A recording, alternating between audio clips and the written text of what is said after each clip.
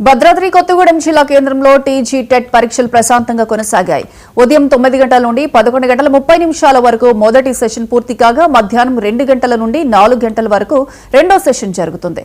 జిల్లాలోని 2 పరీక్షా కేంద్రాలైన సుజాత నగర్ అబ్దుల్ కలాం కళాశాల, పాలవంచ అనుబోస్ ఇంజనీరింగ్ కళాశాలలో 1017 అభ్యర్థులు పరీక్షలు రాస్తున్నారు. 15-20 ఏళ్లుగా ఉపాధ్యాయ వృత్తిలో ఉన్న మాకు ఈ పరీక్షలు నిర్వహించడం ఎంతవరకు సమంజసమని టెట్ పరీక్షకు హాజరైన ఉపాధ్యాయులు అంటున్నారు.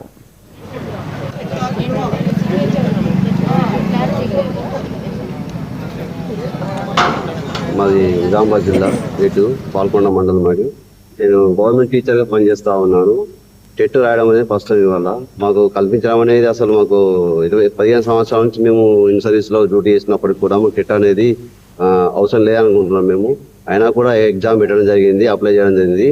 అయితే కాకపోతే మాకు ఇబ్బంది ఏంటంటే మేము అప్లై చేసినటువంటి అప్లికేషన్లో ప్రిపరేషన్ ఇచ్చినటువంటి ఖమ్మం అనేది లాస్ట్ ఇచ్చాము మేము.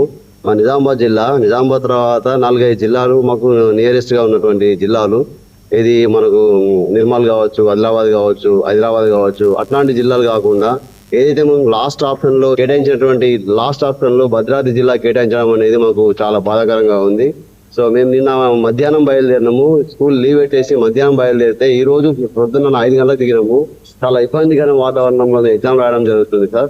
సో ఏదైనా గవర్నమెంట్ ఆలోచించి ఏవైతే ఫస్ట్ ఆప్షన్లో ఇచ్చినటువంటి ఫస్ట్ జిల్లా, సెకండ్ జిల్లా దానికి కేటాయించి పరీక్ష రాసే అవకాశం కల్పించాలని కోరుతా ఉన్నాము. ఇక ముందు ఇలాంటి తప్పిదం చేయకుండా చూడాలని చెప్పేసి కోరుతా ఉన్నాం గవర్నమెంట్ని. మాది నిజామాబాద్.